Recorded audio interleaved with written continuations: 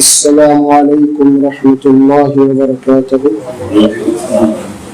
الحمد للہ رب العالمین والصلاة والسلام علی رسولہ الکریم، اما بعد فاعوذ باللہ من الشیطان الرجیم، بسم اللہ الرحمن الرحیم۔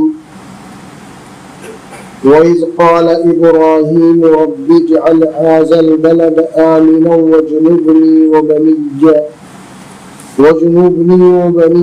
أَن نَّعْبُدَ الْأَصْنَامَ رَبِّ إِنَّهُنَّ أَضْلَلْنَ كَثِيرًا مِّنَ النَّاسِ فَمَن تَبِعَنِي فَإِنَّهُ مِنِّي وَمَنْ عَصَانِي فَإِنَّكَ غَفُورٌ رَّحِيمٌ۔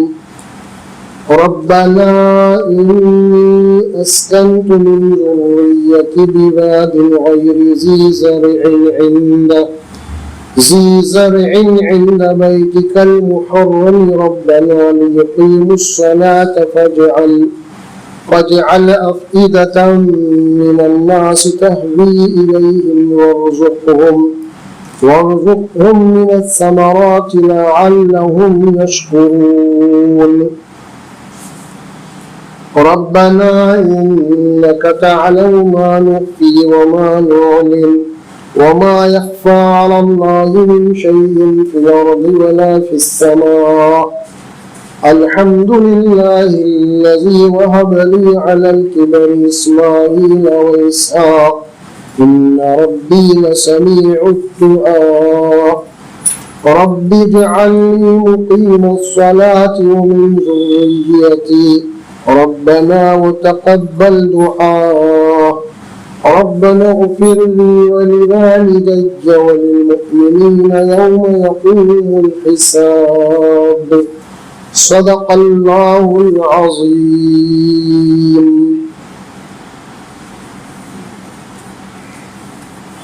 یہ پارہ نمبر 13 ہے، سورہ ابراہیم کا 6واں رکوع ہے جو تلاوت کیا گیا ہے۔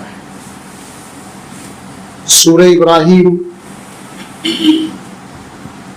سورت کا نام ہی حضرت ابراہیم علیہ السلام کی نسبت سے رکھا گیا اس میں، اور جو رکوع تلاوت کیا گیا ہے یہ پورے کا پورا ایک رکوع جس میں ابراہیم علیہ السلام کی ان تعلیمات کا ذکر اللہ تبارک و تعالیٰ یہاں پہ کر رہے ہیں۔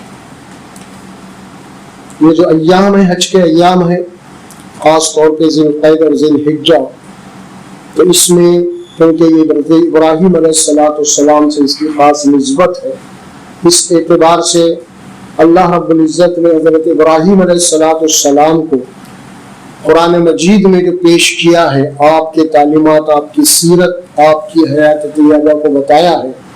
انشاءاللہ تبارک و تعالیٰ یہ مہینے میں اور ذی الحجہ میں انشاءاللہ آپ ابراہیم علیہ السلام ہی کی جو ہے سیرت کے اوپر ہم گفتگو کریں گے انشاءاللہ۔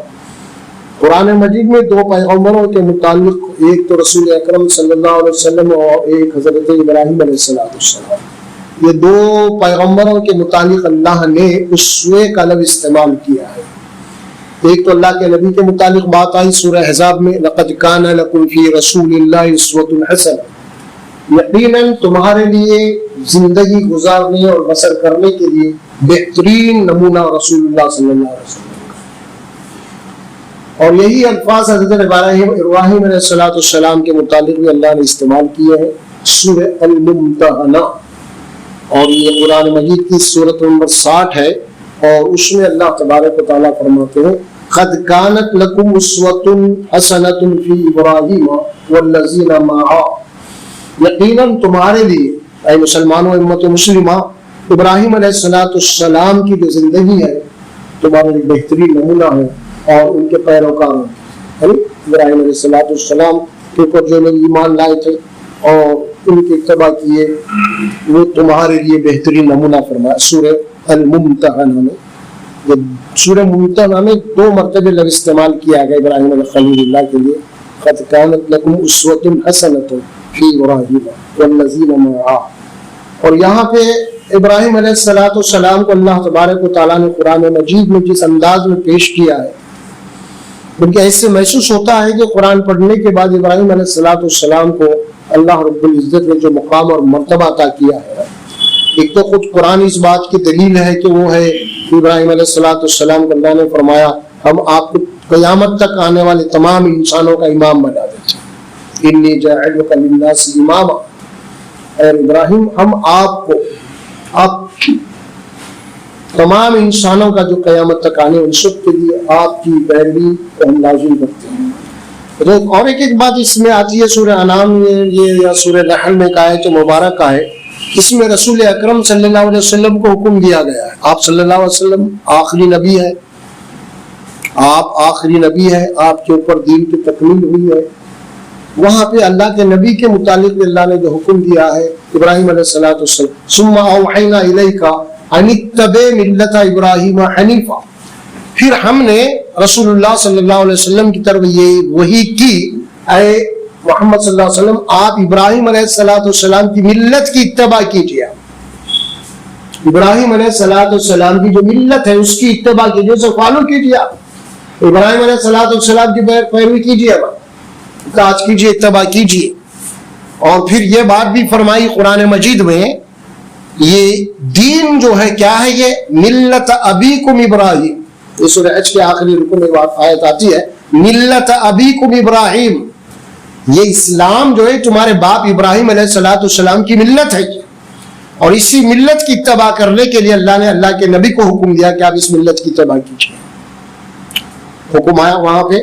اور اسی سلسلے میں رسول اکرم صلی اللہ علیہ وسلم سے پوچھی گئی بات کہ حج سے متعلق اور یہ قربانی سے متعلق صحابہ نے پوچھا رسول اللہ صلی اللہ علیہ وسلم یہ قربانی کیا ہے آخر ہم جو کر رہے ہیں، تو وہاں پہ اللہ کے نبی صلی اللہ علیہ وسلم نے جواب دیا یہ سنت ابیکم ابراہیم، یہ تمہارے باپ ابراہیم علیہ السلام کی سنت ہے یہ قربانی۔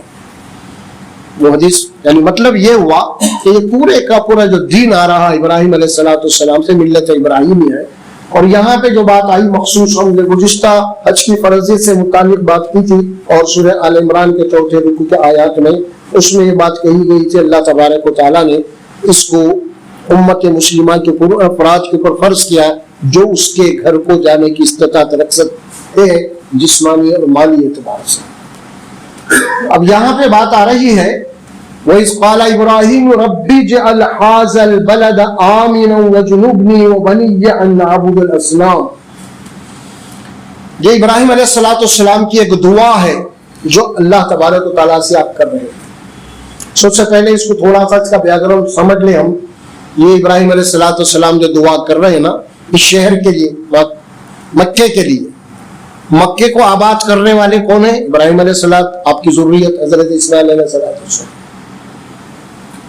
اللہ تبارک و تعالیٰ نے آپ کو حکم دیا تھا کہ گھر کی تعمیر کرو، اور وہ تعمیر باپ اور بیٹے دونوں مل کے کرے، جس کی تفصیلات سورۃ البقرہ کے دوسری میں بات آئی اور پہلے رکوع میں يرفع إبراهيم القواعد من البيت وإسماعيل ربنا تقبل منا إنك أنت السميع العليم، اور وہ خود بھی قابل ذکر ہے جبکہ دونوں باپ اور بیٹے مل کے دونوں کی کعبۃ اللہ کی دیواریں اٹھا رہے تھے، تعمیر کر رہے تھے، اور اللہ سے دعائیں کر رہے تھے اے اللہ ہماری اس خدمت کو قبول کر، بے شک تو سننے والا اور جاننے والا۔ پھر وہ یہ بھی دعا کر رہے تھے ابراہیم علیہ السلام اور آپ کے لخت جگر دونوں مل کے، اے پروردگار تیری عبادت کیسے کرنا، کس طرح کرنا، اس کے مناسک ہمیں بتاؤ، ربنا ارینا مناسکنا وتب علینا انک انت التواب الرحیم۔ یہ بھی دعا کیے وہاں پہ دونوں مل کے، وہ کیا تھی؟ ربنا وجعلنا مسلمین لک ومن ذریتنا امۃ مسلمۃ لک، اے ہمارے پروردگار ہم دونوں کو اپنا مطیع و فرما بردار بنا لے، مسلمان بنا لے۔ دیکھا آپ نے کیا مسلمان نہیں تھے وہ باپ اور بیٹے، وقت کے نبی ہیں، جلیل القدر نبی ہیں، لیکن دعا کیا کر رہے ہیں اللہ سے؟ اللہ ہم کو مسلمان بنا لے تو کیا مطلب ہوا اس کے؟ مسلمان کی میننگ کیا ہے؟ ہم تو تجھے مانتے، ایمان ہے ضرور ہے، مسلمان کے معنی یہ ہے کہ مکمل طور پہ آپ جو ہے ہمیں اپنا مطیع و فرما بردار بنا لیجیے آپ، اور پھر ومن ذریتنا، پھر ہماری اولاد کو بھی آپ اپنی اٹھیے فرما بنا لیجیے. لیکن جہاں پہ آپ اپنے لیے دعا کر رہے ہیں وہیں پہ اولاد کے لیے دعا کر رہے ہیں. یہ بہت بڑی بات ہے خاص طور پہ, کیونکہ انسان جو ہے اپنے بعد اپنی اولاد کا ہی سوچتا ہے. لیکن ہم کیا سوچتے ہیں؟ دنیا داری کا سوچتے ہیں. میرے باپ میرے اولاد کیا کریں گے, کیسے کارا کیسا جئیں گے. لیکن یہاں انبیاء کرام کیا بول رہے؟ میرے باپ میری اولاد اس دین پہ قائم ہے یا نہیں. ابراہیم علیہ السلام نے یہی وصیت کی, اسی صورت میں بات آئی. پھر اس کے بعد ابراہیم علیہ السلام یہ بھی دعا کی, اللہ میری ذریت میں سے ایک امت مسلمہ کو اٹھا, یعنی ہمارے لیے دعا کیا. ہمارے لیے امت مسلمہ کے لیے آپ دعا کریں ابراہیم خلیل اللہ. اور پھر یہ بھی دعا کریں وہاں پہ آگے چل کے, ربنا وابعث فیہم رسولا منہم یتلو علیہم آیاتہ ویزکیہم ویعلمہم الکتاب والحکمہ انک انت العزیز الحکیم. ارے ہمارے پروردگار اس شہر مکہ کو آباد ہونے کے بعد, آباد تو کر رہے ہیں نا, لہذا انہی نسل میں سے, میری نسل میں سے یا اس شہر میں سے, ان کے رہنے والوں کے درمیان میں انہی میں سے ایک رسول کو اٹھا کے, وہ محمد رسول اللہ صلی اللہ علیہ وسلم کی ذات مقرر تھی, جو آپ مکے میں نبی آئے. مکے میں کوئی نبی نہیں آئے تھے اس سے پہلے تک کبھی بھی, قرآن گواہ اس میں, اور آپ اللہ نے نبی بنا کے بھیجا اور آخری نبی بنایا. تو بہرحال وہاں پہ بھی اس کے بعد بھی اسی قسم کی یہ دعائیں ہیں. پھر وہاں پہ بھی یہ دعا کیے آپ کہ ربنا وجعلنا مسلمین, اس کے بعد ربنا وہاں پر قال رب اجعل هذا بلدا آمنا, دعا کیا ہے پروردگار یہ جو شہر بس رہا ہے, آباد ہونے والا ہے, اس شہر کو امن و امان والا بنا. یہاں پہ جو الفاظ آتے ہیں وہاں پہ کچھ تھوڑے سے تبدیلی کے ساتھ ہے. اور وہاں پہ ابراہیم خلیل اللہ جو ہے ایک دعا یہ بھی کر رہے ہیں کہ اے پروردگار جو اس شہر کے رہنے والے ہیں نا, ان شہر کے رہنے والوں میں جو تیرے اوپر اور آخرت کے اوپر جو لوگ ایمان رکھتے ہیں انہی لوگوں کو تو اپنی نعمتوں سے نواز, رزق وغیرہ سے, وارزقہم من الثمرات لعلہم یشکرون. یہ بھی بات یہاں پہ بھی آ رہی, وہاں پہ بھی آئی. اللہ تبارک و تعالیٰ سے کیا دعا کی ہے؟ اب یہ دعا کی ہے اس شہر کے رہنے والے وہ لوگ قاتل جو تجھے مانتے تیرے اوپر ایمان رکھتے ہیں نا, انہی لوگوں کو رزق سے نواز, تو اپنی نعمتوں سے نواز. یہ دعا کرے ابراہیم خلیل اللہ. لیکن ابراہیم خلیل اللہ یہ دعا جب کرے, اللہ تبارک و تعالیٰ کے دربار سے یہ دعا رد ہو گیا, اللہ قبول نہیں کرا اس دعا, کیونکہ اللہ کی ربوبیت کے خلاف ہے. کیا بات ہے بھائی, ایمان والے کو روزی دے, اسی کو پانی پلا, اسی کو کھانا کھلا, یہ جو دعا ہوئی نا, اللہ تبارک و تعالیٰ اے ابراہیم یہ دعا آپ کی قبول نہیں ہو سکتی. کیا جواب دیا اس کے بعد اللہ نے اس دعا کا؟ منہم من آمن منہم باللہ والیوم الآخر وارزقہم قال ومن کفر فأمتعہ قلیلا ثم اضطرہ الی عذاب النار. اے ابراہیم جو کفر کرے گا, انکار کرے گا میرا, میں اسے بھی دنیا کے چند دن برابر نفع دوں گا فائدہ اٹھانے کے لیے. یہ دنیا میں بنا, وہ کافر بھی دنیا سے فائدہ اٹھائیں گے, لیکن آخرت میں ان کا ٹھکانہ جہنم ہوگا. پھر دنیا میں تو اللہ تبارک و تعالیٰ نے سب کو فائدہ اٹھانے کے لیے, مشرک ہے, منافق ہے, اللہ کے دشمن ہے, سب کو اللہ نے دیا, رزق کا وعدہ کیا ہے. اسی لیے قرآن مجید کی جو بیس ہے آیت, وہ کیا ہے؟ الحمدللہ رب العالمین. قرآن کی جو بیس بنیاد ہے آیت, اور اسی آیت کے اوپر پورا قرآن کھڑا ہوا ہے. یہ وہ آیت مبارکہ ہے سورۃ الفاتحہ کی پہلی آیت. اگر آپ غور کر کے دیکھیں گے, تدبر کے ساتھ قرآن پڑھیں گے, تو پوری قرآن مجید اسی آیت کی تشریح ہے, الحمدللہ رب العالمین. دو ہی باتیں ہیں, ایک تو اللہ کی حمد, اس کی شان, وہ الہ مالک فلاں رزاق سب ہے. دوسری بات مخلوق کا معاملہ ہے. دو ہی باتیں ہیں, اللہ کے لیے تعریف ہے, اور مخلوق جو انہیں پیدا کیا ہے, جو اس کی محتاج ہے, وہ پالنہار ہے, وہ رب ہے. تو یہاں دعا اللہ تبارک و تعالیٰ نے ابراہیم خلیل اللہ کی جو ہے اس دعا کو قبول نہیں کیا, بلکہ جواب دیا ابراہیم جو کفر کریں گے دنیا میں, ہم انہیں بھی برابر فائدہ اٹھانے کے لیے موقع دیں گے دنیا کے اندر برابر.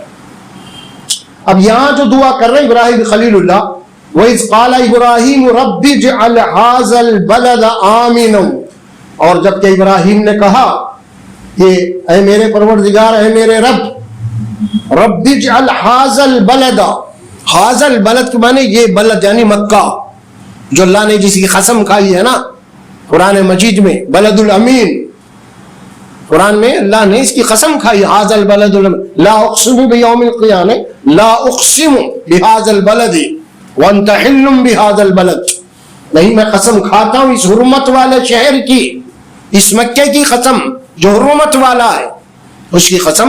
اور یہاں پہ ابراہیم خلیل اللہ اس کی دعا کر رہے ہیں، اے پروردگار اس شہر کو جو امن و امان والا بنا دے، اس سکون والا بنا دے، تاکہ یہاں پہ کوئی لڑائی نہیں، جھگڑا نہیں، کوئی قتل نہیں، کوئی غارت گیری نہیں، کوئی لوٹ نہیں، کوئی مار نہیں، کچھ نہیں، سب امن و امان والا بنا دے اس شہر کو۔ اور ایک ساتھ میں کیا دعا کی آپ نے؟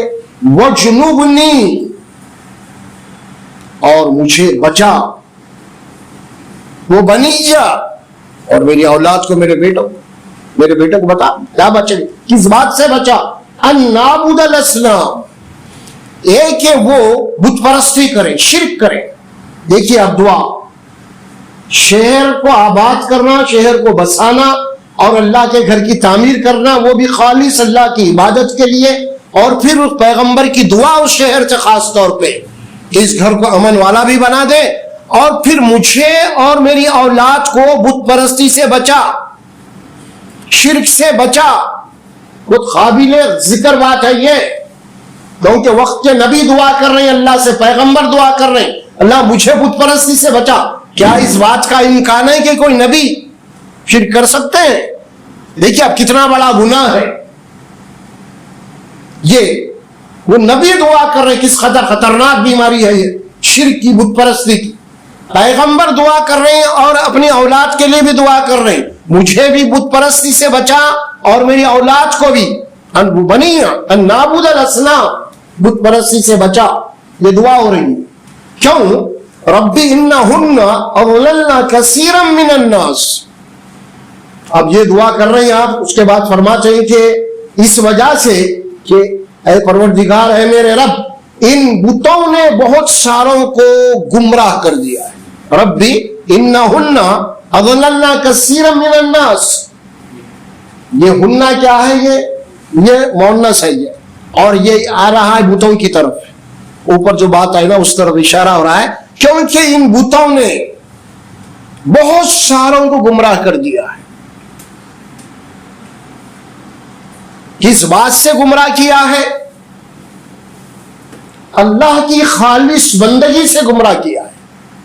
بندگی تو کر رہے وہ، مگر شرک کے ساتھ ہو رہی۔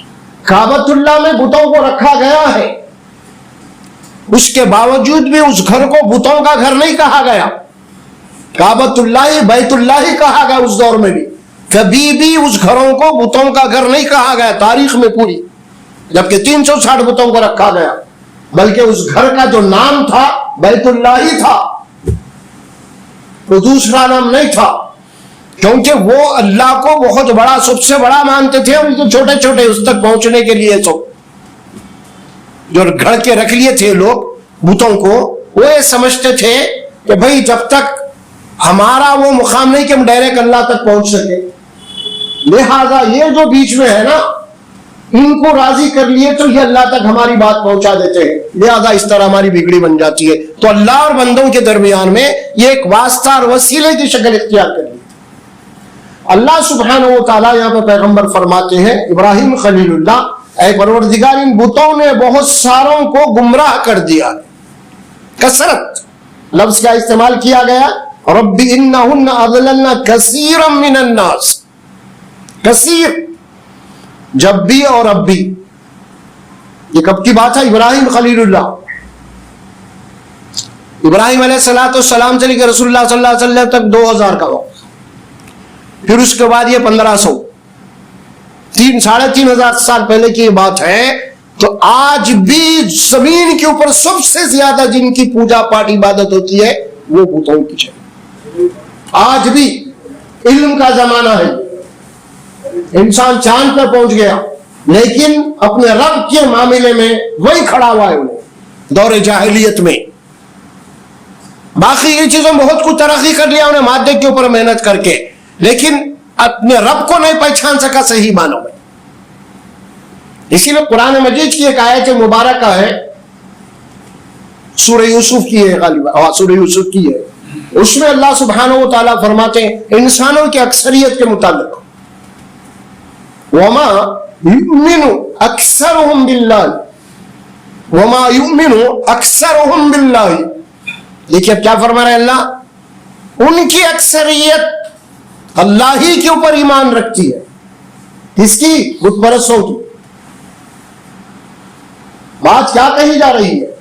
وما یؤمن اکثرهم باللہ، ان کی اکثریت اللہ ہی کے اوپر ایمان رکھتی ہے، مگر کیسے رکھتی ہے؟ الا وهم مشرکون، شرک کے ساتھ اللہ کو مانتے ہیں. اللہ کے منکر نہیں ہو، اللہ کو مانتے ہیں، اللہ کو مانتے ہیں. قرآن مجید میں بہت ساری مقامات پہ آیت آتی ہے، ان سے پوچھو ان مشرکین سے آسمان سے بارش کا برسانے والا کون ہے، ہواؤں کا چلانے والا کون ہے، زمین سے اناج کا دینے والا کون ہے.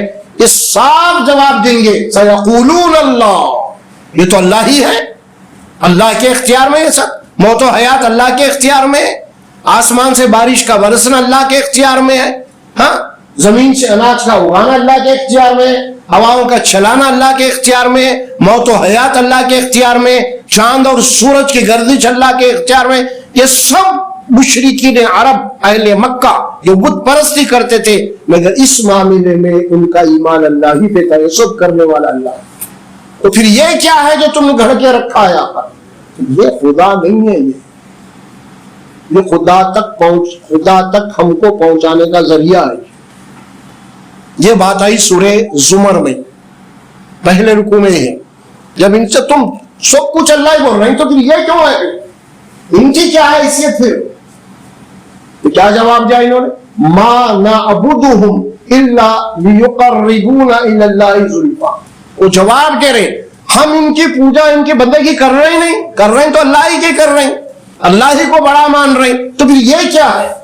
یہ اسی لیے ان کی تھوڑی بہت ہم کر رہے ہیں پوجا پاٹ، تاکہ یہ ہم کو اللہ کے قریب کر دیں. کیا کر دیں؟ الا لیقربونا الی اللہ، تاکہ اللہ کا تقرب حاصل ہو سکے ان کے ذریعے سے. یہ ہے اصل عقیدہ شرک کا. آج بھی نام نہاد جو جاہل مسلمان ہیں وہ یہی بات کہتے ہیں، بھئی یہ تھوڑا خدائی، تھوڑا خدا اللہ خدائی مان رہے ہیں کیا امینو؟ ہم تو اللہ کے تقرب کے لیے ان کے پاس جا رہے ہیں. ان کو خدا نہیں مانتے، یقیناً کوئی مسلمان بھی نہیں مانتا خدا. ارے بھائی مسلمان تو مسلمان، کافر بھی ان کو خدا نہیں مانتا، قرآن کہہ رہا ہے. پھر یہ کیا ہے؟ یہ ہے الا لیقربونا الی اللہ زلفا، تاکہ یہ ہمارے کو اللہ کے قریب کر دیں. اللہ ان کی بات ٹالتا نہیں، اللہ کے مقرب ہیں، یہ اللہ کے برغزہ بندے ہیں، اللہ نے چن لیا ان کو، اللہ ان کی ٹالتا نہیں. اسی لیے کیا ہے، ہم ان کو راضی کر لیے تو یہ اللہ کو راضی کر لیتے ہمارے. یہ عقیدہ ہے قرآن نے پیش کیا مشرکین عرب کا. اور آپ کو معلوم ہے کہ ابراہیم خلیل اللہ کو قرآن مجید میں جس حیثیت سے پیش کیا ہے وہ کیا ہے؟ وما کان من المشرکین، وہ مشرکین میں سے نہیں تھا، وہ شرک کرنے والوں میں سے نہیں تھا، اور وہ حنیف تھا. ولکن کان حنیفا مسلما، وہ حنیف تھا. حنیف کے معنی ہر طرف سے کٹ کے صرف اللہ کا ہو جانا. سمجھ میں آنا؟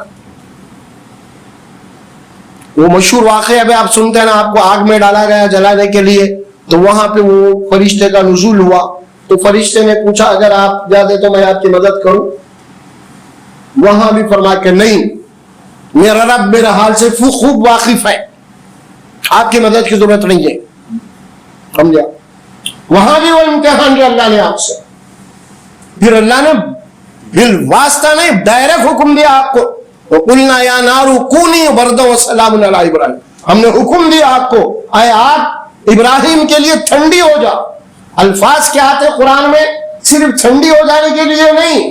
ایک آدمی اتنی آگ کے اندر ہے، اتنی گرم تبیج میں، ایک آئے اگر وہ آگ سرد ہو گئی تو بھی پھر معاملہ الٹا ہو جائے گا. بھی ہے نا ٹیمپریچر ایک دم گرمی میں سے سردی آتے کیسے ہوتا ہے؟ بلکہ سلامتی کا لفظ استعمال کیا ہے. بردم و سلام، ٹھنڈی ہو جائے، اتنی بھی ٹھنڈی نہیں ابراہیم کو سردی ہو جائے. نہیں سلامتی کے ساتھ ٹھنڈی ہو جاؤ.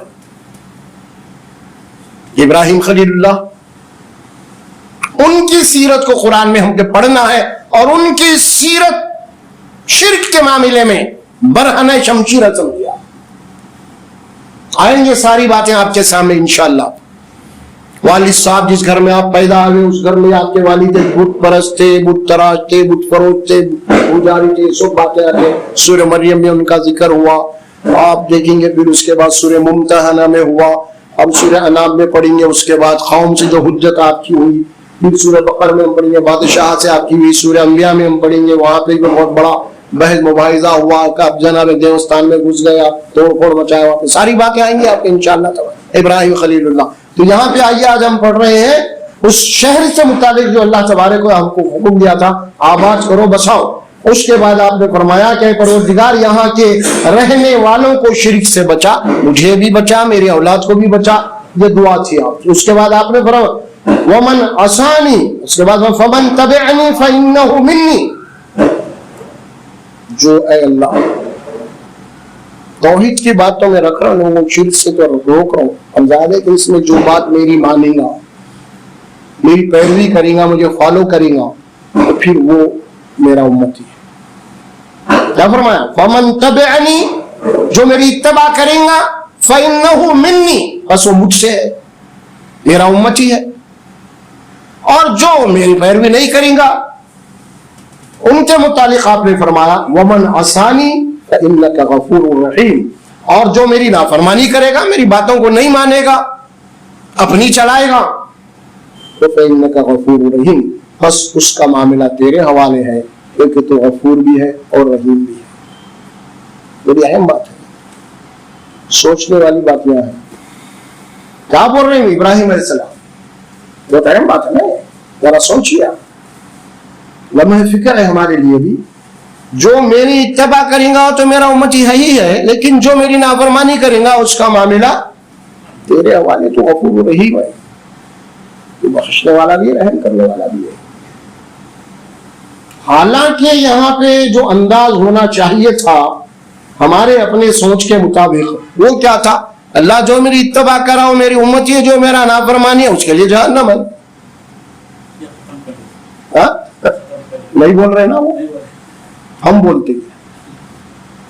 ہماری بات نہیں مانا یا ہماری جماعت میں نہیں آیا، انہیں بڑا بدعتی ہے، انہیں فلاں، انہیں دوزخ ہے. ہمارے پاس ہے فتوے بھائی پورے. یا پیغمبر کیا بول رہے ہیں دیکھیے آپ، یہ بول سکتے تھے اللہ جو میرا نافرمان ہے وہ تو تیرے عذاب کا مستحق ہے، پھر اس کے لیے تو عذاب ہونا چاہیے. لیکن یہاں تو بات سے ایسے محسوس ہو رہا ابراہیم علیہ السلام میں چاہ رہے تھا کہ ان کی بھی بخشش ہو جائے. الفاظ وہی ہے، تو غفور رحیم ہے، اشارہ کر رہے تو غفور ہے بھائی، معاف کر، تو رحم کرنے والا بھی ہے. ہاں دیکھو آپ، یعنی کتنی ہمدردی ہے امت انسانوں سے.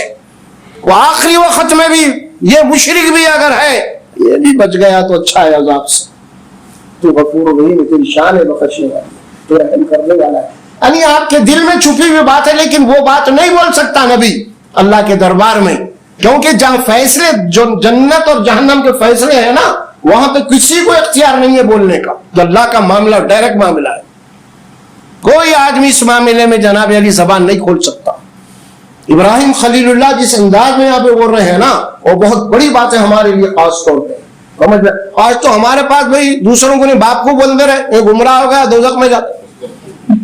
وہ کتنے زمانے سے ہمارے بڑے لوگوں کو علم نہیں تھا، فلاں تھا، بدعت میں تھے، شرک سے، وہ کرے یہ کرے. اب تھوڑے بچے کچھ باہر جا کے فلاں کچھ مال ہو گیا، انہیں توبہ کر لیے یہ چیزوں سے. ابھی ماں باپ کو سمجھ میں نہیں آ رہی بات، نہیں مان رہے. اولاد تو سمجھ گئے انہوں بات، اب ماں باپ کو سمجھا رہے تو ماں باپ نہیں جا رہی، نہیں سمجھ میں آ رہا ان کی، تو اولاد باپ کو جہنمی بول دے رہا. ابا جان آپ دوزخی ہے، پھر آپ جہنم میں بھی مشرک میں رہا، باپ کو بولتے رہے لوگ. کل تھوڑی بہت جناب علی کیا سیکھ لیے کہ تھوڑا، اب باپ کو جہنمی قرار دیتے رہے. نہیں میرے بھائی، دیکھیے کیا انداز، کیا انداز، کیا ہے دیکھیے محبت کا انداز.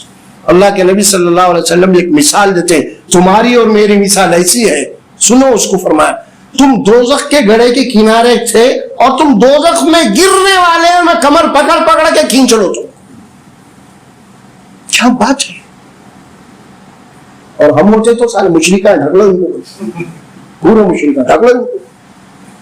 اللہ کے کھینچ رہے ایک ایک کو پکڑ پکڑ کے, دعائیں کر رہے ہیں رات دن مشرکین کے لیے, مشرکین کی ہدایت کے لیے رات دن دعائیں کر رہے ہیں.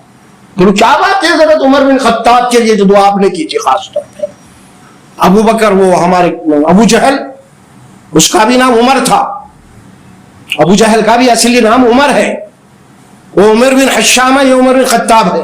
ایسا تو آپ نے اللہ سے مانگی, اے بار الہ کم از کم دونوں میں سے کسی ایک کو جناب یعنی میرے جھولی میں ڈال دیتے.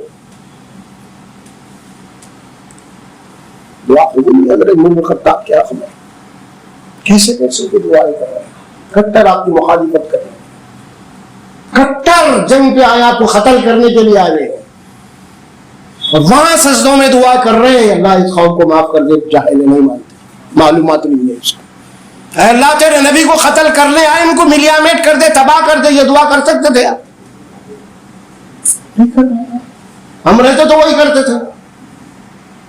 وہ مشہور واقعہ حضرت طائف کا واقعہ ہے نا, لہو لہان ہو گئے, بے ہوش ہو گئے آپ, ایک نڈال ہو گئے انگور کے باغ کے اندر. وہ اتنا آپ کو ستایا گیا, طائف والوں نے بے ہوشی کی عالم میں ہے, اور وہاں پہ جبرائیل امین کا نزول ہوا. روایتوں میں بات آتی ہے نا, احادیث میں دیکھا کہ آپ کے جسم سے لہو بہ رہا ہے, کپڑے خون آلود ہے, بے ہوشی غشی ہے. وہ فرشتے آ کے پوچھے یا رسول اللہ اگر آپ اجازت دے دیں تو طائف جو دو پہاڑوں کے درمیان میں آبادی ہے, آپ اگر اجازت دے دیں تو یہ دو پہاڑ کی جو بستی ہے نا, دونوں پہاڑوں کو ملا کے ان کو پیس کے رکھ دیا جائے. آپ اجازت دیں. لہو بہ رہا نبی کے ساتھ جبرائیل امین پوچھ رہے ہیں اگر اجازت دے. سوچو اور کیجیے آپ کیا جواب ملا نبی کی زبان سے, نبی رحمت کی زبان سے کیا ملا, کیا جواب ملا. ہم ہوتے تو کیا بولتے تھے, جبرائیل پوچھنے کی بات ہے, دیکھ رہے ہیں آپ میرے تو پوچھنے کی بات ہے, یہ فوری تباہ کر کے میرے پاس آنا تھا, پوچھ رہی ہے. یہی بولتے تھے میں اور آپ. نبی کیا بولے, نہیں مجھے امید ہے یہ نہیں تو ان کی نسل ایمان نہ لے. نظر کہاں ہے نبی کی, بعد والی نسل پہ ہے. اگر ان کو ختم کر دیا تو نسل کہاں ہے پھر. دیکھیے اب یہ ہوتی ہے دائی کا فکر, سوچ ایک مومن کی, مسلم کی. ہم تو جہنم میں بھیجے نمبر 1 ہے سب کو, ہم سب کو نمبر 1. ہاں میں جنتی, میرا فرقہ جنتی, میری جماعت جنتی, باقی 72 پورے دوزخی ہے, میں اکیلا ہی چھوڑ. اور کیجیے کیا بات کہی جا رہی ہے, اے پروردگار جو میری اتباع کریں گا وہ میرا امتی ہے, مجھ سے ہے, اور جو میری نافرمانی کریں گا اس کا معاملہ تیرے حوالے سے غفور الرحیم ہے. یہی معاملہ حضرت عیسیٰ علیہ السلام کا بھی آیا قرآن میں, سورہ مائدہ کے آخری رکوع. وہاں بھی اللہ نے عیسیٰ علیہ السلام جب آخری ہوگا ان سے مکالمہ ہے, اللہ ان کو بولا کہ کھڑا کرے گا, ان سے سوال کرے گا اللہ, اے عیسیٰ کیا تم نے اپنی قوم کو یہ دعوت دی تھی, یہ تعلیم دی تھی کہ میرے سوائے تمہیں اور تمہاری ماں کو الہ بنا لے, خدا کا بیٹا بنا لے, تم بولے تھے کیا, ان کو تعلیم تھی؟ کیا بولے عیسیٰ اللہ تو تو جانتا ہے, تو عالم الغیب ہے, اگر میں نے کوئی ایسی بات کہی ہے تو تیرے علم سے باہر نہیں, چھپ نہیں سکتی ہوں, تو علام الغیوب ہے. اے پروردگار میں تو وہی بات کہی ہے جو تو نے مجھے حکم دیا تھا. پھر اس کے بعد عیسیٰ علیہ السلام کیا کہتے ہیں, دیکھیے اب یہ معاملہ عدالت کا ہے, وہ بھی اللہ کی فائنل فیصلے ہونے والے ہیں. وہاں پہ عیسیٰ علیہ السلام کو بلا لیا گیا, پوری عیسیٰ علیہ السلام کی پوری امت کھڑی ہوئی ہے وہاں یہ بات ہو رہی ہے. اور عیسیٰ علیہ السلام جناب علی اپنا مقدمہ پیش کر دیا اللہ کے دربار میں نے کوئی ایسی بات نہیں کہی ہے. اس کے بعد جو جملہ پھر عیسیٰ علیہ السلام فرماتے ہیں کیا ہے وہ, اے پروردگار ان تعظموا فإنهم عبادک, ان تعذبهم فإنهم عبادک, اگر آپ عذاب دینا چاہیں تو یہ آپ کے بندے ہیں. الفاظ دیکھیے آپ کے بندوں میں کیا الفاظ ہے، اس کے اندر کیا کشش ہے. یہ بات کہی جا رہی ہے تیرے بندے ہیں، تیرے بندے ہیں. کیا مطلب ہے؟ ایک نسبت ہے تیرے سے. ان تعذبهم فانهم عبادک، اگر آپ انہیں عذاب دینا چاہیں آپ کے بندے ہیں، آپ نے پیدا کیا ہے ان کو، آپ ان کے رب ہیں، آپ ان کے پالنہار ہیں. اگر آپ معاف کر دیں گے تو آپ کا کوئی عمل بھی حکمت سے خالی نہیں. کیا بات ہو رہی؟ حالانکہ یہ بات ہو سکتی تھی اے اللہ یہ بول رہے ہیں کہ تیرے بندے، اگر تو عذاب دینا چاہے تو تیرے بندے ہیں یہ. اس کے وجہ اگر یہ ہوتی بات ہم جیسوں کی، کیا ہے آپ کا رائے، کیا ہے تو کیا جواب دے؟ اے پروردگار میں بہت سمجھا ہے ان کو، لیکن شرک سے لوگ نہیں رکے، ڈالو دوزخ میں ان کو. لیکن نہیں، اللہ سے، ان کے بندوں سے اس کا معاملہ اللہ کے حوالے. یہ بات کہنے کا میرا مطلب یہی کہ ہمارے ذہن و دماغ میں یہ جو لوگوں کے متعلق نفرتیں جو پھیلی ہوئی ہیں نا، وہ نفرتیں کب پیدا ہو جاتی ہے معلوم؟ آدمی اگر یہ سمجھتا ہے کہ میں ہدایت پہ اس وقت گمراہ ہے، میں حق پہ اس وقت باطل پہ ہے، میں موحد ہوں سب مشرک پہ ہے. ہمارے پاس مساجد کا نام رکھے مسجد توحید کا، باقی مسجدیں مشرکوں کی. عجیب دماغ خراب ہو گیا یارو. وَأَنَّ الْمَسَاجِدَ لِلَّهِ فَلَا تَدْعُوا مَعَ اللَّهِ أَحَدًا، اللہ سورہ جن میں فرماتے ہیں نا سارے مساجد اللہ کے گھر ہیں، خبردار اللہ کے ساتھ کسی اور کو مت پکارو. کہ کوئی بات ہے یار، اللہ کا گھر نام رکھ رہے ہیں، ہر مسجد اللہ کا گھر ہے میرے بھائی. ہاں مسجد تو کیسا ہو کہ باقی مسجدوں مشرکوں کی ہے وہ. عجیب. اس میں ہو رہا کیا معلوم؟ اب ایک اپنے تو خیریت، اب اس کے معنی ایک ذہن میں بت بیٹھا ہوا ہے، باقی جو مشرک ہیں ان کے وہ مسجدوں میں نمازی نہیں ہوتی، نمازی ہماری مسجد میں ہوتی ہے توحید والے. کہاں پہنچا دیے ہم کو بھائی. دین کا کام کر رہے ہیں، بڑے دعوے دار ہیں، موحد ہیں. کیا ہو رہے ہیں؟ موحد نہیں ہے ابراہیم علیہ السلام. کیا بول رہی ہیں ان کو؟ غفور الرحیم ہے تو بول رہی ہیں، حق نہیں ہے ہمیں. ابراہیم خلیل اللہ. اس کے بعد پھر دعا ہو رہی، آپ یہ فرما رہے ربنا انی اسکنت من ذریتی بواد غیر ذی زرع عند بیتک المحرم. اے میرے پروردگار، میں نے اپنی ذریت کو، ذریت بولے تو کون تھے؟ دو ہی تھے نا، حضرت حاجرہ، حضرت اسماعیل علیہ السلام. یہ دونوں کو ہے اللہ کے حکم کے بنا پہ آپ وہاں پہ ان کو بسا دیے، چھوڑ دیے. مقام کیا ہے؟ آگے کیا بات آ رہی ہے مقام کی؟ اسکنت من ذریتی بواد غیر ذی زرع، ایک ایسی وادی، ایک ایسا میدان جو بالکل بنجر ہے،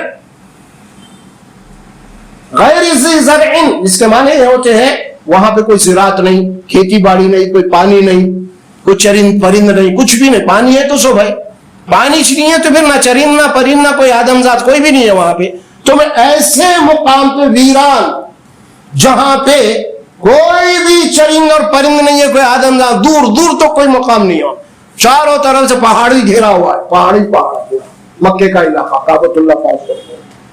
ایسے مقام پہ میں اپنی اولاد کو، میری ذریت کو تیرے حکم کے ہوئے، تیرے یہ اس محرم احترام والے گھر کے پاس چھوڑ رہا ہوں، بسا رہا ہوں حرم کے پاس. کیوں؟ ربنا لیقیموا الصلاۃ. پھر دعا ہو رہی ہے اے پروردگار کہ اب تو ان لوگوں کو نماز کا قائم کرنے والا بنا دے، اور وَاجْعَلْ أَفْئِدَةً مِّنَ النَّاسِ تَهْوِي إِلَيْهِمْ.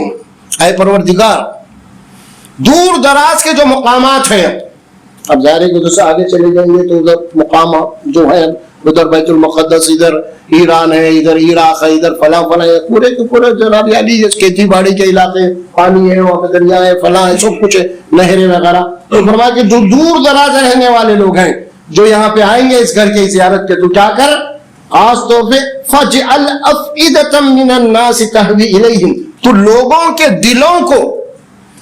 کے دلوں کو اس گھر کی طرف جھکا دے، مائل کر دے، ادھر ان کے دلوں کے اندر اس گھر کی عظمت بٹھا دے، اس گھر کا احترام بٹھا دے۔ ابراہیم خلیل اللہ کی دعا ہے، اور آج بھی دنیا کے کون سے کونے میں مسلمان ہے کی، لیکن اس کا دل اس گھر کو جانے کی، زیارت کرنے کی تمنا و آرزو رکھتا ہے۔ یہ دعا تھی ابراہیم خلیل اللہ کی، خلیل اللہ کی دعا تھی۔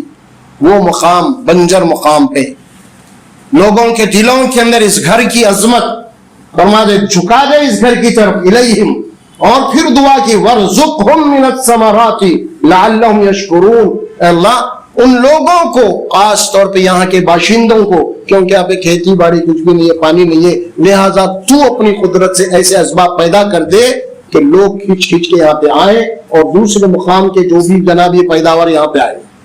یہ دعا اللہ تبارک و تعالیٰ دعا لعلہم یشکرون، تاکہ آپ کے شکر گزار بندے بن جائیں۔ اب آپ دیکھیے اس سلسلے میں یہ گھر کی عظمت کی بات ہو رہی ہے۔ ایک اللہ کا گھر ہے کعبۃ اللہ، باقی روئے زمین کے اوپر جتنے مساجد ہیں وہ سب کے سب اس کعبۃ اللہ کی برانچز سے سمجھے، کیونکہ جو بھی مسجد بنائی جاتی ہے نا اس کا قبلہ، ہم پڑھ رہے ہیں تو یہاں پہ نماز، لیکن نیت کہاں کی کر رہے ہیں، ہم رخ کہاں کا کر رہے ہیں، وہاں کا ہے، تو مسجد یہاں بنا رہے ہیں، ہم ہزاروں میل دور ہیں، عبادت بھی ہم کھڑے ہوئے اس مسجد میں، لیکن ہمارا رخ، ہماری نیت وہ گھر کی ہے، استقبال قبلہ، یہ اس گھر کی عظمت ہے۔ اور حدیث میں ایک بات آتی، جب قیامت آئیں گی اس وقت جب روئے زمین کی ہر چیز فنا ہو جائے گی، تو حدیث میں بات آتی جتنے مساجد ہیں روئے زمین کے اوپر وہ سارے مساجد جناب علی کعبۃ اللہ میں ضم کر دیے،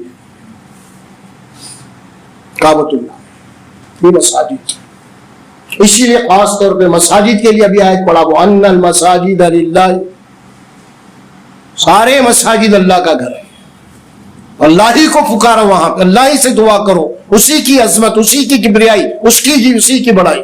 اسی لیے مساجد کے متعلق میں ہمیں حکم کیا دیا گیا، وہ سورۃ البقرہ کی آیت مبارکہ میں ایک بات آتی ہے نا، وَمَنْ أَظْلَمُ مِمَّنْ مَنَعَ مَسَاجِدَ اللَّهِ أَن يُذْكَرَ فِيهَا اسْمُهُ وَسَعَىٰ فِي خَرَابِهَا أُولَٰئِكَ مَا كَانَ لَهُمْ أَن يَدْخُلُوهَا إِلَّا خَائِفِينَ، اس سے بڑا ظالم اور کون ہوگا جو اللہ کے گھروں کو ویران کرنا چاہتا ہے، اجاڑ دینا چاہتے ہیں، آباد کرنا نہیں چاہتے۔ مِمَّن مَنَعَ مَسَاجِدَ اللَّهِ، اللہ کے گھروں میں اللہ کی یاد، اس کے ذکر سے روکتے ہیں لوگ، اس سے بڑے ظالم اور کون ہوں گے؟ اللہ فرماتے ہیں کسی کے لیے یہ چیز حلال نہیں ہے، یہ زیبا نہیں دیتی کہ اللہ کے گھر میں داخل ہو اور وہ بھی سینہ تان کی، میں اللہ کے گھر میں داخل ہو، عاجزی کے ساتھ، انکساری کے ساتھ اللہ سے ڈرتے اس کے گھر میں داخل ہو۔ اسی لیے ہمارے پاس مساجد کے آداب میں ہے کہ جب مسجد میں داخل ہو تو پہلے تم اللہ سے دعا کرو، اسی میں ہم دعا کر کے داخل ہوتے ہیں۔ مسجد کے اندر داخل ہونے کی دعا، نکلنے کی دعا دونوں ہر مسجد میں لکھی ہوتی ہے، تو یہ دعا ہے اللہ کے گھر، اللہ تیرے گھر میں آ رہا ہوں اور میرے لیے تو اپنے رحمت کے دروازے کھول دے میرے لیے۔ بھائی یہ مسجد ہے، یہ کوئی دفتر نہیں ہے، کوئی لائبریری نہیں ہے، کوئی ہوٹل نہیں ہے بلکہ آپ گھس گیا۔ مسجد کی عظمت، مسجد کی شان، مسجد کا مقام ہمارے دلوں میں نہیں ہے آج۔ مسجد میں اونچی آوازیں کرنا، مسجد میں لڑائی جھگڑا کر دینا، کچھ معمولی بات کے اوپر کمیٹی سے جھگڑا ہو رہا، اس سے جھگڑا ہو رہا، جناب یہ اپنے سے باہر ہے، حتیٰ کہ جذبات میں، غصے میں، گالی گلوچ میں ہو جا رہی مسجد میں۔ کیا مسجد ہے بھائی؟ آپ کسی لائبریری میں جاتے ہیں تو وہاں پہ لکھا ہوتا پلیز سائلنس، ایک لائبریری کا مقام ہے، وہ تو انسان کی بنائی ہوئی لکھی ہوئی کتابیں کو ریسرچ کیے تو آپ خاموش بیٹھیے یہاں پہ، یہ تو اللہ کا گھر ہے، اس گھر میں جانے کے بھی کچھ شرائط ہے، داخل ہونے کے اور وہاں پہ شور مچانا کیا ہے بھائی؟ یہ اللہ خاص طور پر ذکر کر دیے نا یہاں پہ. انہیں چاہیے کہ اللہ کے گھر میں جب داخل ہو تو پورے ادب اور احترام کے ساتھ داخل ہو، چاہے وہ گھر مسجد چھوٹی ہو چاہے بڑی ہو. یہ نہیں دیکھا جاتا کوئی بڑی مسجد ہے، مسجد مسجد ہے، جب وہ اللہ کے نام پہ بنتی ہے تو اللہ کا گھر ہو جاتا ہے نام، سیدھے سے اللہ کے گھر کی حرمت ہے.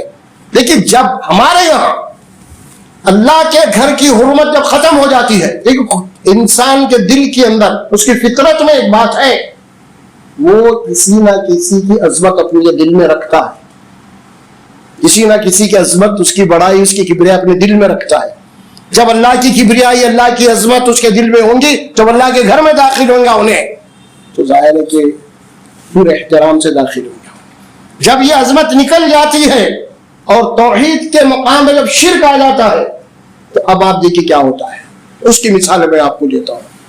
ہمارے یہاں درگاہوں کا مسئلہ ہے. دیکھیے آپ درگاہ میں داخل کس قدر عاجزی سے داخل ہوتے ہیں، عاجزی سے،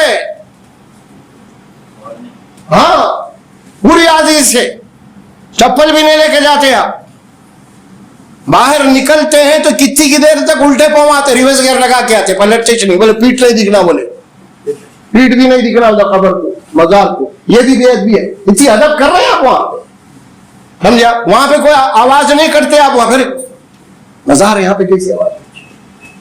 سوچئے آپ کیا ہوتا ہے. کتنی ایسی چیزیں ہیں جب یہ مقام ہو جاتا ہے، آواز نہیں کرتے آپ، پلٹ کے نہیں آتے آپ، کتنے ایسی چیزیں ملتے ہیں آپ کو. لیکن اللہ کا گھر ہمارے پاس عموماً یہ انڈیا پاکستان فلاں فلاں جتنا بھی ہے نا، یہاں پہ آپ دیکھیں گے نا مساجد سے زیادہ ہمارے پاس گنبدوں پہ کام ہوا ہے، خبروں پہ کام ہوا ہے، مزاروں پہ کام ہوا ہے. اسی کی عظمت بٹھائی گئی. آپ بڑے بڑے مقبروں پر جائیے، آپ مقبروں پر مقبرے جو بنے ہوئے ہیں نا، وہ اتنا باریک نقش نگاری سے کام ہوا ہے، یعنی کتنے سالہ بنائیں گے مقبرہ بننے کے لیے، خبر کے اوپر مقبرہ، اتنا باریک کام کس میں سے، ہاں بتائیے آپ. اور وہاں جا کے دیکھیے آپ صحابہ کے خبریں، جنت البقیع کو دیکھیے اب آپ کیسے ہیں، کوئی زمین دوست کچھ نہیں. اور یہاں پہ دیکھیے آپ حالت کیا ہے. پھر یہاں پہ پورا وقت جب خبر بنا دی گئی، ایک بات آپ اور ایک صاحب بولے حج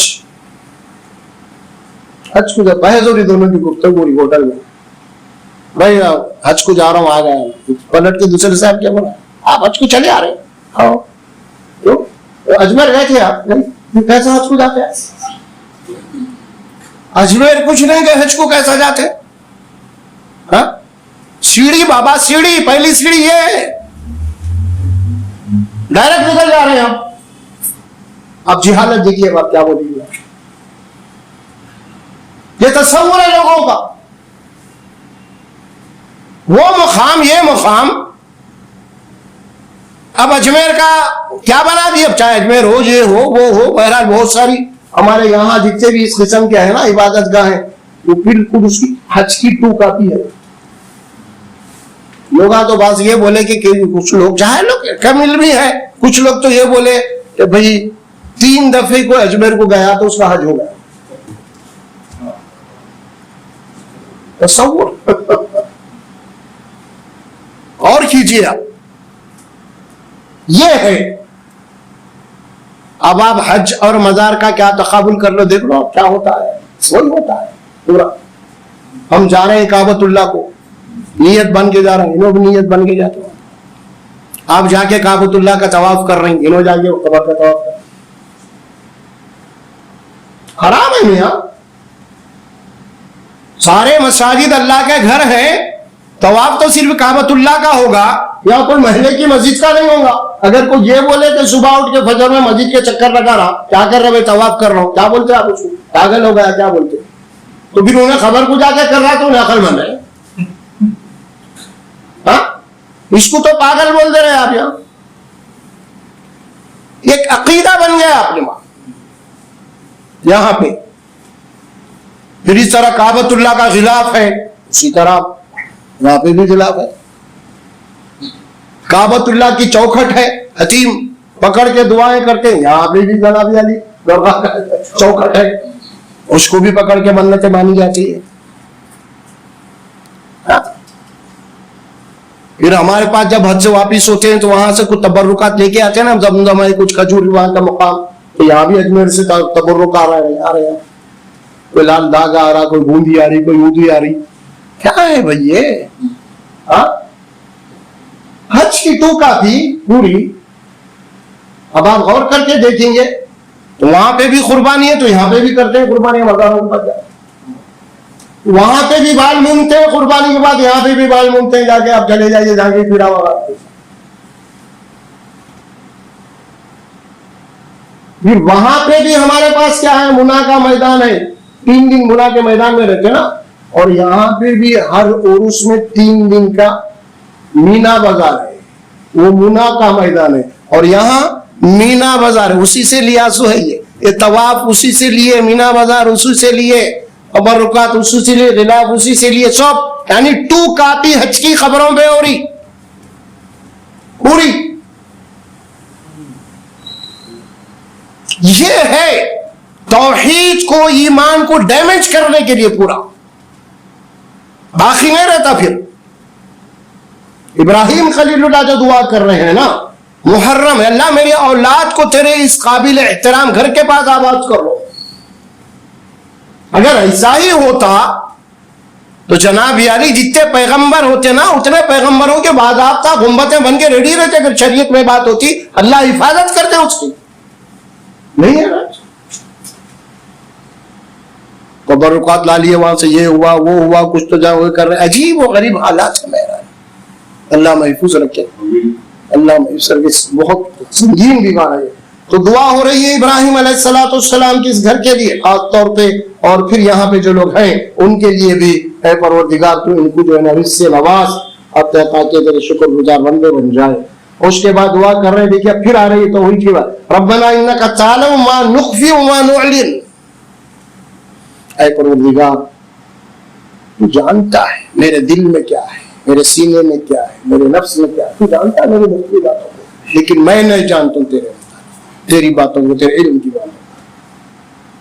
वमा यख्फा अलल्लाहि मिन शैइन फिल अर्दि वला फिस समा।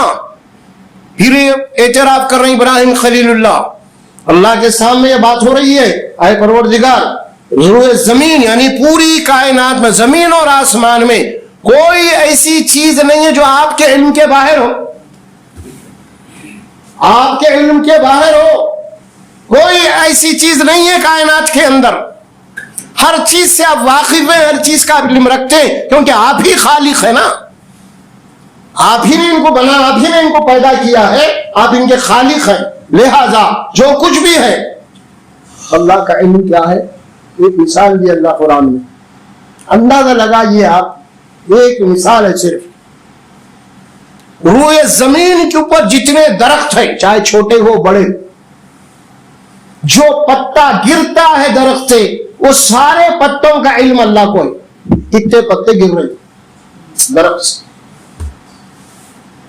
बोलना है किसी का। दरख्त के पत्ते जो गिर रहे हैं ना,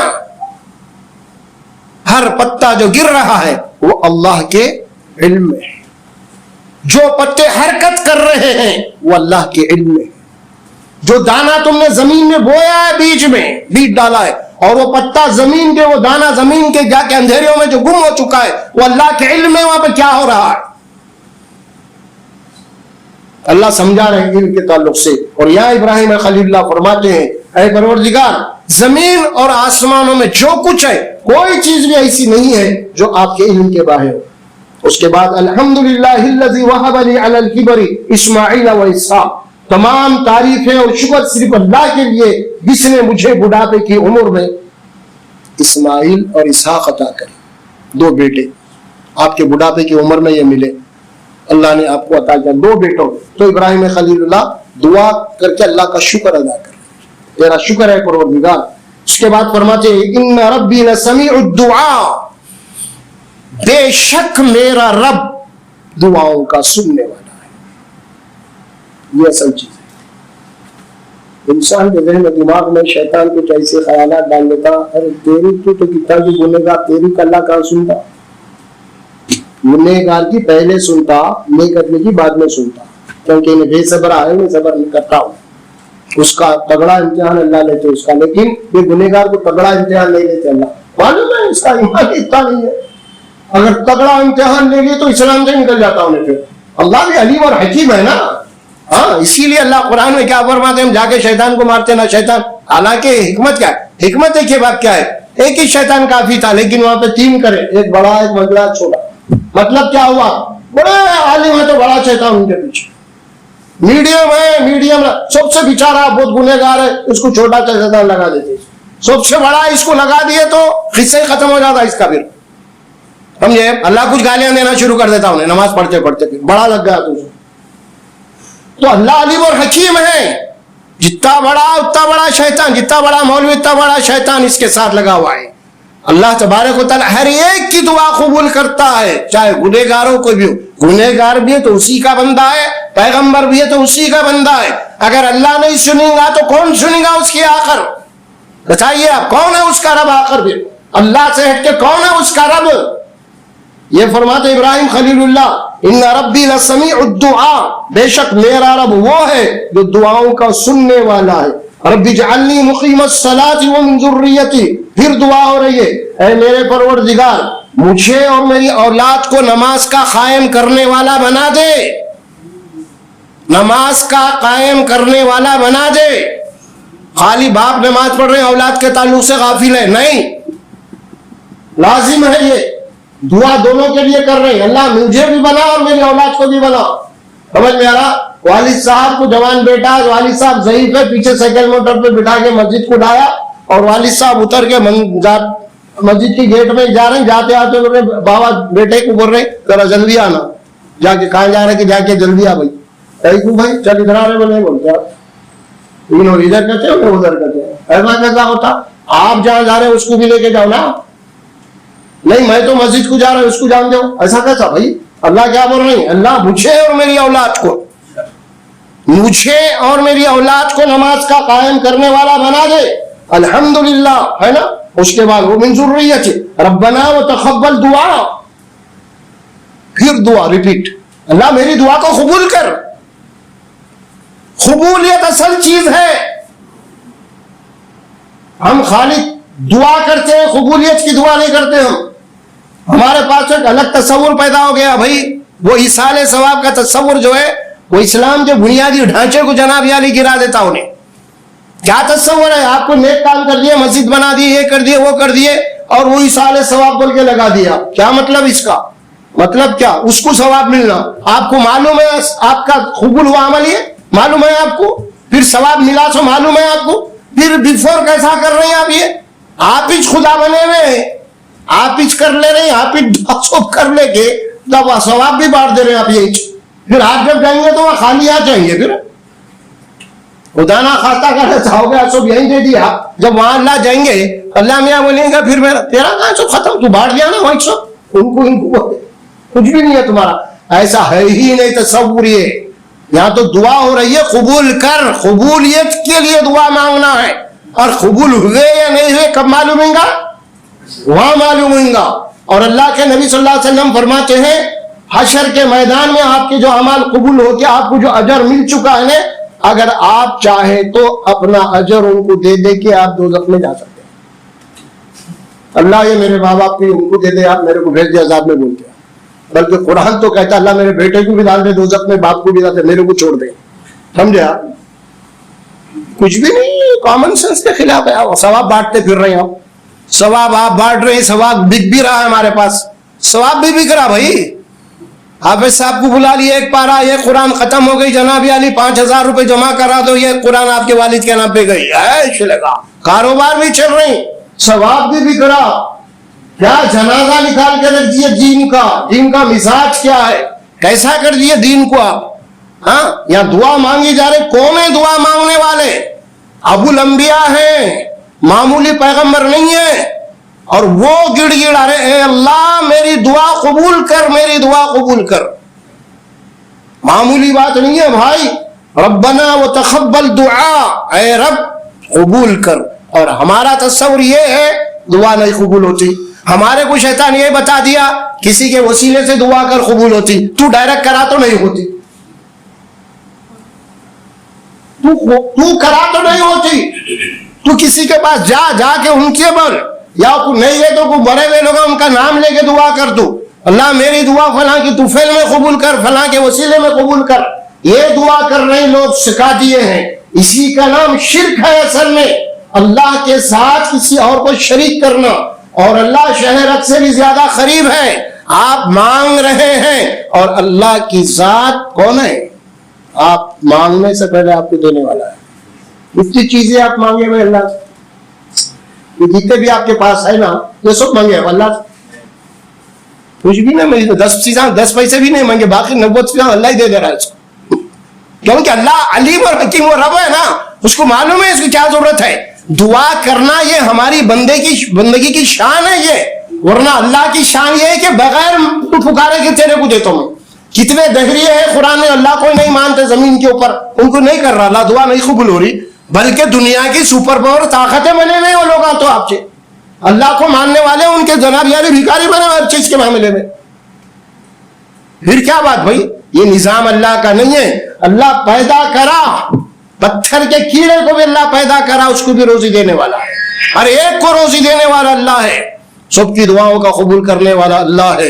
اور اسی لیے دعا کے متعلق بات کہی گئی، الدعاء هو العبادہ، الدعاء هي وقت العبادہ. دعا ہی دراصل عین عبادت ہے، اور دعا عبادات کا مغز ہے. نماز پڑھنے کے اللہ فلاں کی طفیل میں فلاں کے وسیلے سے میری دعا قبول کر، یہ چل رہا. نماز عبادت ہے، عبادت ہے نا. یا کلام ان کی عبادت کر رہے ہیں. کیا نیت کرے آپ نماز کی؟ کوشش بھی نماز پڑھو تو نیت پہلے کرتے نا، ہے نا. کیا دعا کرتے ہیں اللہ سے، اور یہ دعا کرتے چاروں طرف سے کرتے تیرے طرف انی وجہت وجہی للہ سے. اب آج یہ بتاؤ کوئی ایسی نیت آپ آج تک کرے؟ اے اللہ فجر کی 2 رکعت نماز رسول اللہ صلی اللہ علیہ وسلم کے وسیلے سے ادا کرتا ہوں. نماز کرنے میں اللہ رسول اللہ کے وسیلے سے قبول کر. یہ نماز اگر ہوتی تو یہی ہوتی پہلے وسیلہ، نیت میں پہلے وسیلہ ہوتا. یہ تو دعا کی عبادت کا مغز ہے. عبادت میں نہیں تو وہاں کہاں لے کے جا رہے ہیں آپ؟ پہلے ہی سکھایا جاتا ہر دعا میں وسیلے کی دعا کے لیے. اب کہیں ہے کوئی مسلک میں، کہیں حدیث شریف میں، کہیں کچھ بھی نہیں. ارے ہے نہیں بھائی، یہ پھر ایسی کیسی باتیں ہوتی ہیں؟ نہیں ہے. یہ ساری چیزیں شرک کے اقسام میں سے. ابراہیم خلیل اللہ کی پوری زندگی شرک سے پاک ہے. انشاءاللہ آئندہ اس کی چلیں گی بات ہے. اللہ سے دعا اللہ تبارک و تعالیٰ قبول فرمائے. بارک اللہ لي ولكم في القرآن العظيم ونفعنا وإياكم بالآيات والذكر. السلام علیکم.